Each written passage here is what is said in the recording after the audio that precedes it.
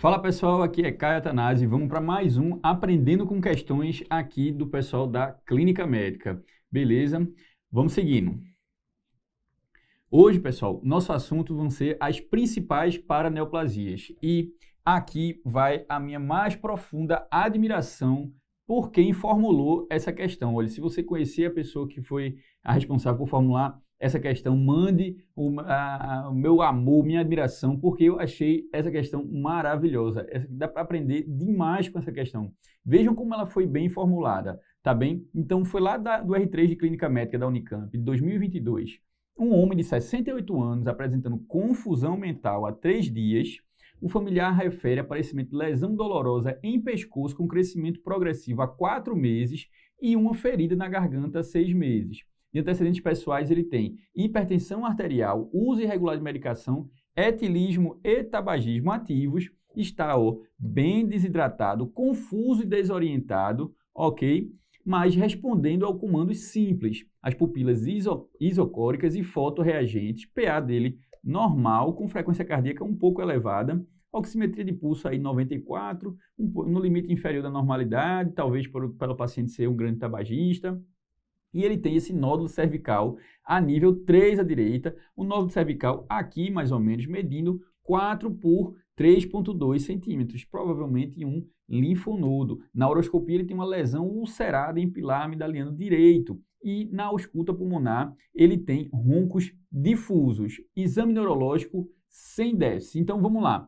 Eles poderiam ter dito que o paciente está perdendo peso, poderia, mas ele está, pessoal, com uma lesão ulcerada há 6 meses, então é uma lesão crônica, arrastada, junto com esse nódulo em pescoço, que muito provavelmente é um linfonodo. É uma linfonodomegalia que está com um aparecimento aí já de 4 meses, um crescimento progressivo. É um rebaixamento no nível de consciência associado a uma desidratação profunda.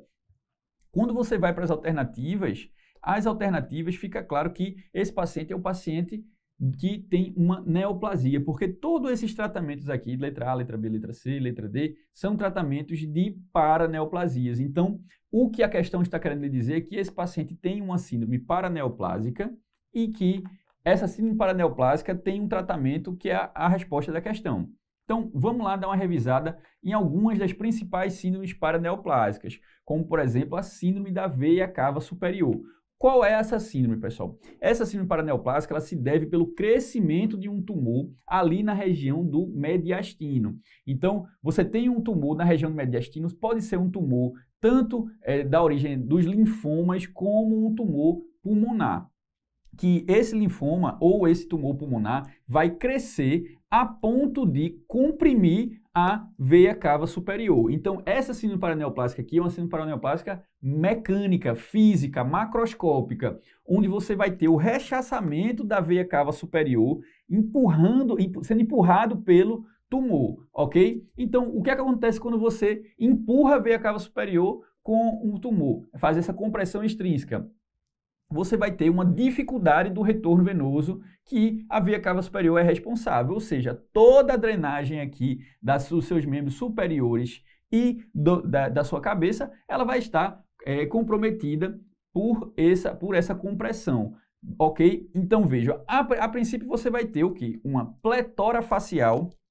Por que pletora facial? Porque você vai ter muito sangue represado aqui na sua face. E essa pletora, ela vai se estender aqui para a sua região do tronco, a sua região superior do tronco, e podendo formar, inclusive, circulação colateral ou telangiectasias. Então, o paciente ele vai ter circulação colateral e telangiectasias aqui na região superior do tórax dele. Por quê? Da mesma forma que quando você tem uma obstrução ao fluxo esplâncnico, você vai criar circulação colateral abdominal. Se você tem uma obstrução do fluxo da veia cava superior, você vai também formar circulações colaterais. Por quê? Porque esse sangue tem que ir para algum lugar. E o sangue que não vai para lugar nenhum, que fica represado, forma essa pletora, essa vermelhidão aqui na sua face. Pode ser na região superior do tronco e pode se estender, inclusive, para os membros superiores. Uma coisa que vai acontecer é o edema de membros superiores e face.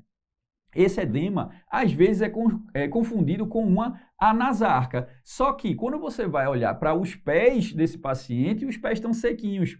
Não faz sentido o paciente estar anasarcado e ele não ter um edema de parede abdominal, e ele não ter um edema de membros inferiores. O único local do edema é aqui, membros superiores e face. Que anasarca é essa? Isso daqui não é um edema por hipervolemia, isso é um edema porque esse fluido, esse sangue está sendo represado aqui na parte superior do paciente devido a essa obstrução do fluxo da veia cava superior. E, falando de obstrução do fluxo, você vai ter o sinal de Pemberton. Que sinal é esse? É um sinal muito clássico, pessoal, onde você vai pedir para o paciente levantar os braços e, quando ele levantar os braços, você vai aumentar a pressão do retorno venoso e, aumentando essa pressão no retorno venoso, o paciente vai ficar cada vez mais pletórico. Por quê? É como se você estivesse pressionando essa veia cava superior, só que ela não vai abrir mais por causa disso. Você está exigindo mais do fluxo do retorno venoso e esse fluxo está obstruído. O que é que vai acontecer? O paciente vai começar a ficar com uma face mais pletórica, mais vermelha, porque vai ficar com mais sangue sendo represado com um nível pressórico maior. Você aumenta o retorno venoso e o retorno venoso não tem para onde ir. Então, isso é o sinal de Pemberton, é essa piora da pletora ao levantar os braços e piora do edema também de face. Beleza? Fora isso, você vai ter o quê? Uma cefaleia, dispneia, tosse, disfagia e a ortopneia também podem fazer parte da síndrome da veia cava superior, tudo em consequência dessa obstrução do fluxo.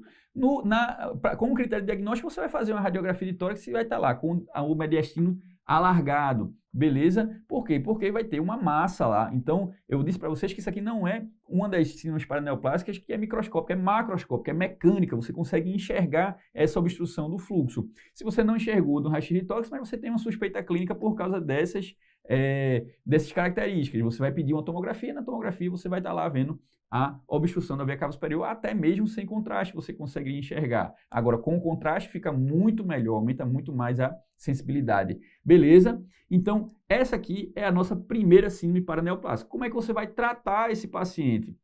Você vai tratar esse paciente tratando o próprio câncer. Se o paciente ele tem um câncer de pulmão, aí o corticoide ele não age tão bem, porque o corticoide vai agir muito bem, porque ele faz parte do esquema quimioterápico dos linfomas. Então, você vai utilizar corticoide já como tratamento do linfoma. Então, se o paciente tiver um linfoma, se veia cava superior por linfoma, ele responde um pouco melhor a corticoide, mas você faz corticoide independente se é um linfoma ou não, até porque na maioria das vezes, quando você dá o diagnóstico da síndrome veia cava, você ainda não tem um diagnóstico de câncer. O diagnóstico de câncer se dá a partir dessa paraneoplasia, entende? Então, assim, você vai fazer o corticoide e depois que você der o diagnóstico do paciente, você vai fazer uma radioterapia, uma quimioterapia direcionada para aquele tipo de câncer específico, ok? Porque o seu objetivo é diminuir aquela carga tumoral, diminuir o tamanho desse tumor que está comprimindo a sua veia cava. Uma coisa que você pode fazer também é colocar um stent enorme lá na veia cava, simplesmente porque é como você está tendo uma obstrução extrínseca, você vai passar um stent para poder abrir aquela veia cava ali, ok? Então, esses são os tratamentos possíveis na síndrome de veia cava superior. Beleza? Pode ser uma quimioterapia, uma radioterapia, uma corticoterapia ou um stent aí de veia cava. Beleza? Então, vamos seguir para a nossa próxima paraneoplasia. A síndrome da secreção inapropriada do ADH, que pode não necessariamente ser uma neoplasia, uma paraneoplasia, pode ser um distúrbio endócrino, tá certo? Ou um distúrbio de outra etiologia, um medicamentoso, mas aqui, nesse caso, a SIAD é paraneoplásica, é uma causa comum de paraneoplasia.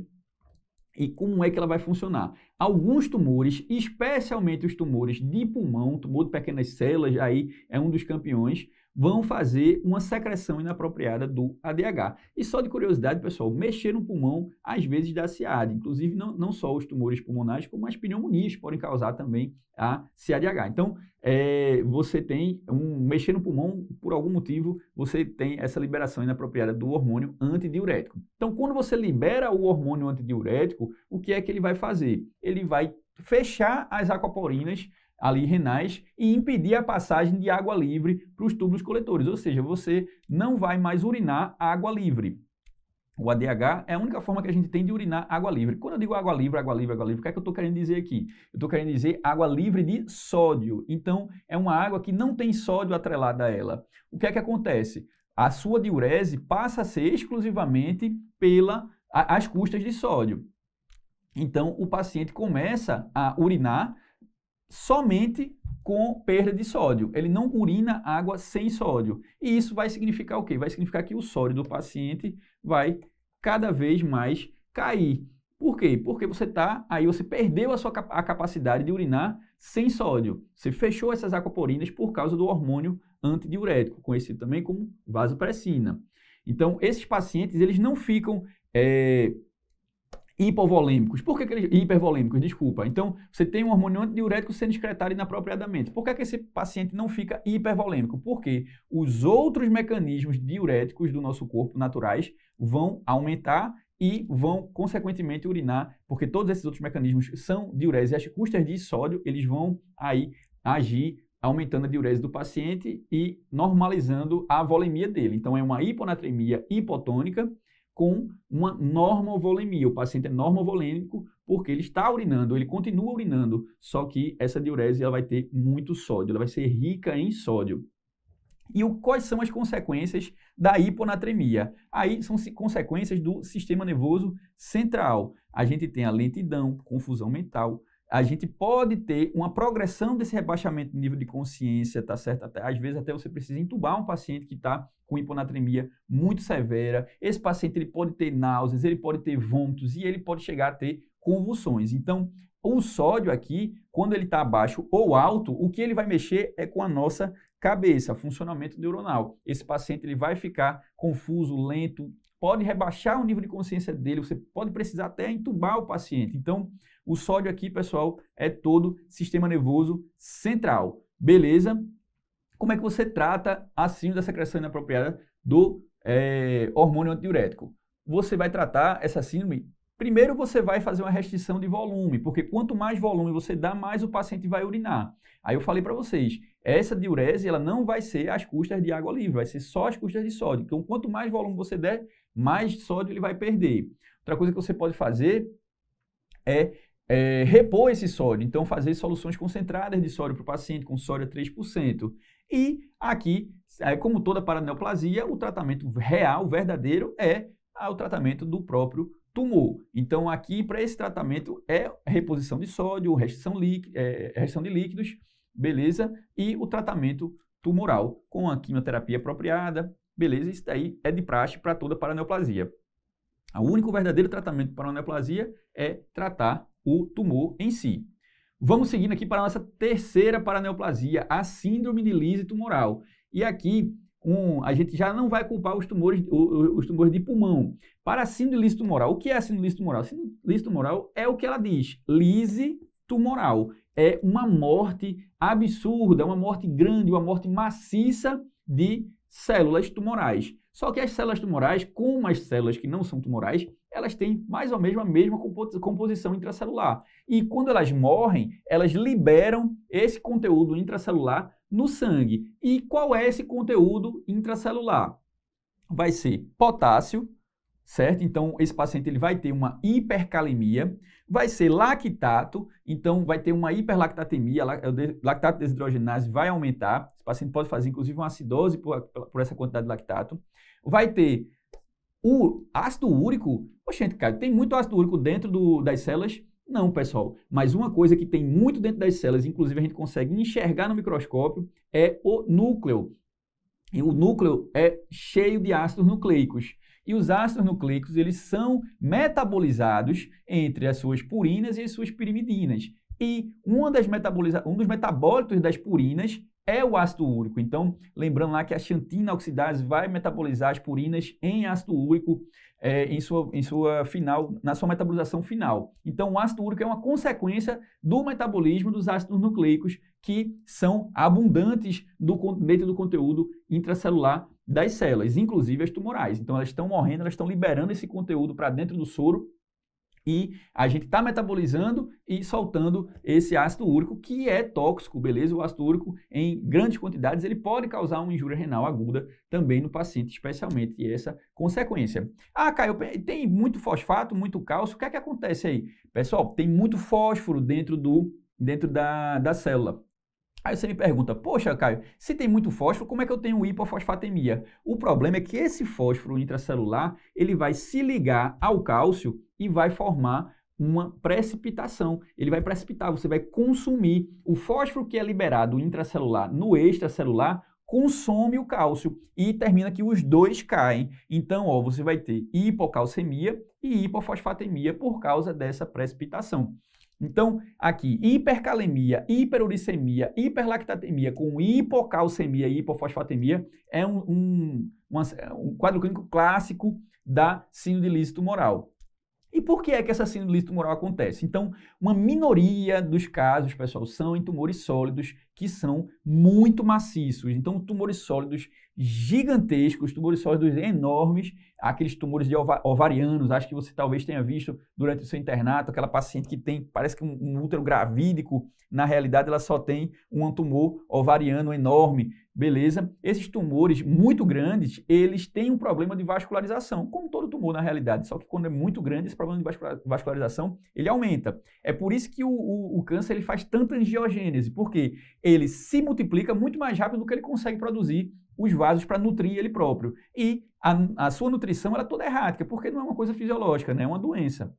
Então, às vezes, esse crescimento não acompanha a nutrição, o aporte nutricional, e eles têm essas mortes maciças. Então, na minoria dos casos, é isso que acontece. Um tumor sólido muito grande, ele morre espontaneamente e faz uma síndrome tumoral. Isso é a minoria dos casos. Por quê? A síndrome tumoral, ela classicamente é aquele tumor hematológico que começou a ser tratado. Então, você começa a quimioterapia para um tumor hematológico, essa quimioterapia é tão eficaz, tão eficaz, tão eficaz, que ela mata uma quantidade de células tumorais tão grandes que faz a síndrome tumoral. E qual vai ser o quadro clínico? O quadro clínico vai ser uma consequência desses distúrbios aqui, que é a tetania por causa da hipocalcemia, a injúria renal aguda por causa por causa da hiperuricemia. Então, o ácido úrico vai causar essa lesão renal aguda, a arritmia por causa especialmente da hipercalemia, mas também pode ser por causa da hipocalcemia, lembrando que a hipocalcemia ela prolonga o intervalo QT, e a letargia, aí pode ser uma mistura de todos esses distúrbios hidroeletrolíticos, inclusive uma consequência da hiperuricemia, da ureia elevada na injúria renal aguda, desculpa pessoal, por causa dessa combinação toda de hiperuricemia, lactatemia, a acidose pode levar a uma letargia também, por causa da hiperlactatemia. Então, esse é o quadro clínico. E como é que a gente vai tratar o paciente? Então, para tratar o paciente, a gente vai enxugar gelo aqui, na realidade. A gente vai esperar que essas células todas morram, a gente limpe esse conteúdo intracelular do soro e até lá a gente vai fazendo controle de danos. Para hipercalemia, vai ter medidas hipocalemiantes. Então, você fazer todas aquelas medidas furosemida com um sorinho, um soro fisiológico para hidratação, uma solução polarizante. Para o DHL, a própria hidratação vai melhorar. Para hiperuricemia, você vai precisar fazer o quê? Um halopurinol, um agente hiperuricemiante, né? Porque ele vai inibir a xantina oxidase, então diminuindo a produção de ácido úrico. Você vai repor fósforo e você vai repor o cálcio, ok? Então, você vai manejando o paciente, porque daqui a pouco essas células param de morrer. O problema é que você passe essa fase aguda, porque esse paciente tem um risco de morrer, especialmente por causa das arritmias malignas, ok? Então, vai tratando esse paciente, hidrata esse paciente legal para tratar essa injúria renal. A gente vai fazer o halopurinol para o combate à hiperuricemia, a gente vai repor o cálcio e o fósforo se precisar, a gente vai fazer medidas hipocalemiantes. Ok? Então, síndrome tumoral já foi, matamos aqui. Vamos para a nossa última síndrome paraneoplásica. Aqui, pessoal, a gente não está para esgotar todas as síndromes paraneoplásicas, óbvio que tem diversas outras aí, mas foram essas que caíram na questão.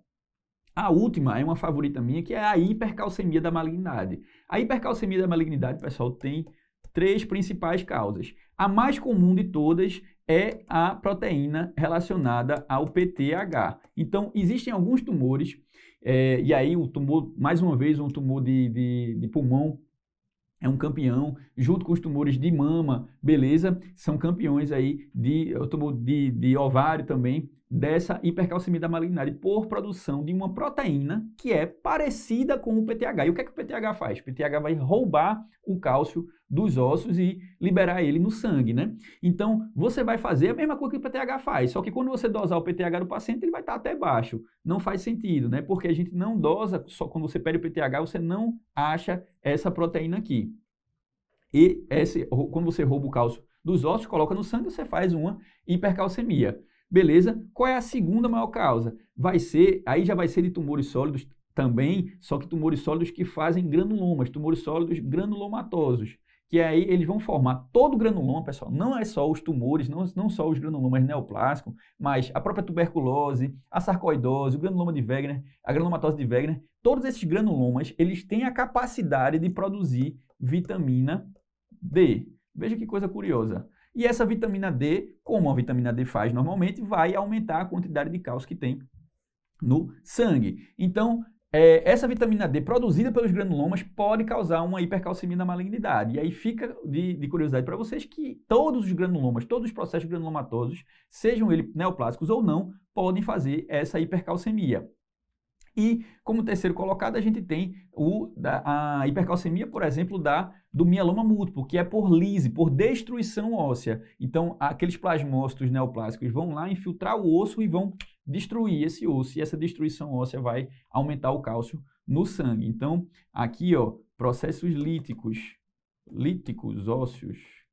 Eu poderia ter escrito de forma melhor, né? Mas, enfim, são esses processos líticos que vão aumentar o cálcio. Então, a gente tem diversas etiologias diferentes da hipercalcemia da malignidade, só que o quadro clínico e o tratamento vão ser os mesmos. Qual é o quadro clínico? Pessoal, o cálcio, lá no túbulo contorcido, lá na alça de Henle, ele vai agir como a furosemida. É igualzinho o mecanismo de aumento da diurese, o mecanismo diurético. Então, esse paciente ele vai sofrer de uma desidratação intensa, porque é como se você estivesse dando para ele, dependendo do nível de cálcio, aí 8 ampolas de furosemida para ele de horário, ou uma furosemida em bomba de fusão contínua. Então, esse paciente ele vai sofrer de uma desidratação intensa, e essa desidratação vai contribuir para que ele tenha uma injúria renal.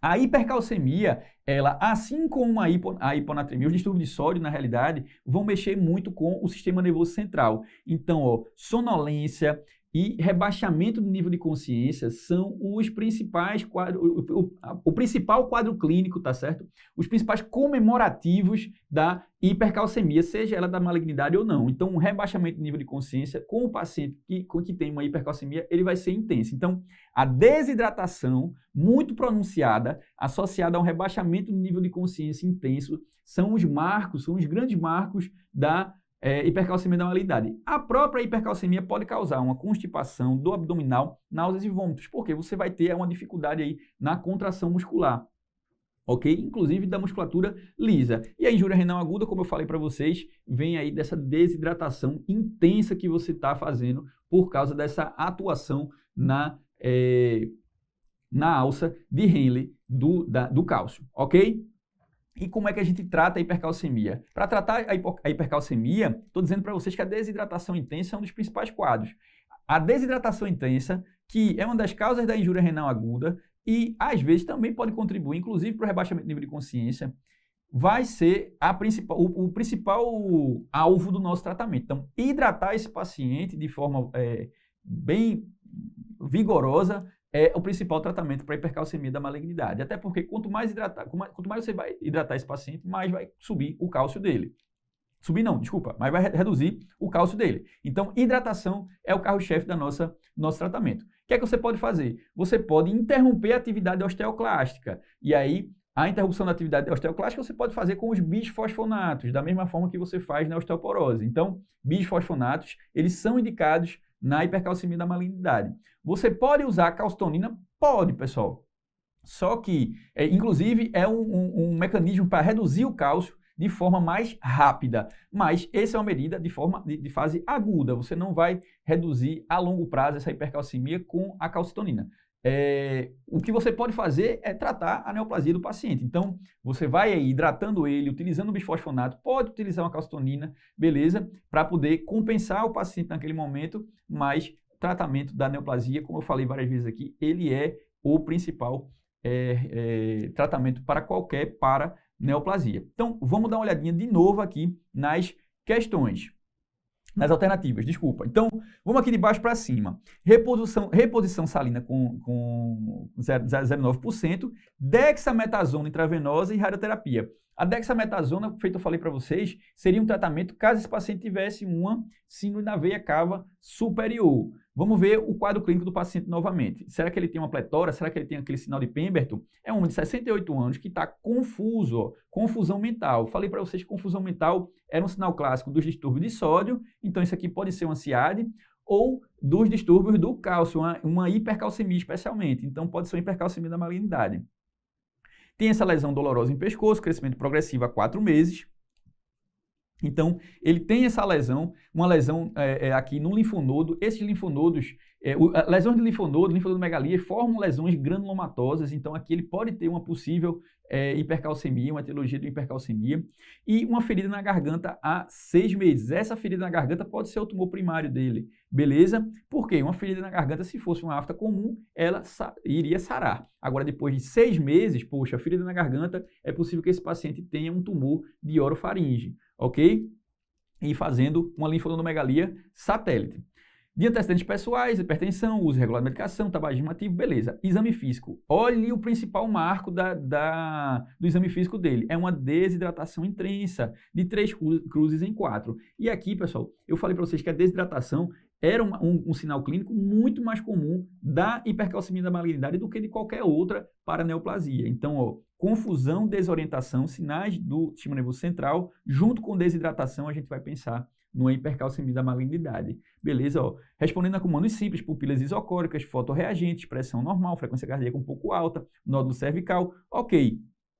Esse paciente ele não tem os sinais de síndrome veia cava superior, aqueles sinais compressivos da veia cava superior. Ele não tem aqui, se ele tivesse uma CADH, lembra que eu falei para vocês que ele é um paciente normovolêmico, ele não é um paciente nem hiper nem hipovolêmico. Então, ó, esse paciente ele não tem uma síndrome da secreção inapropriada do hormônio antidiurético, que seria um tratamento com solução a cloreto de sódio 3%, um sódio concentrado para você tratar aquela hiponatremia.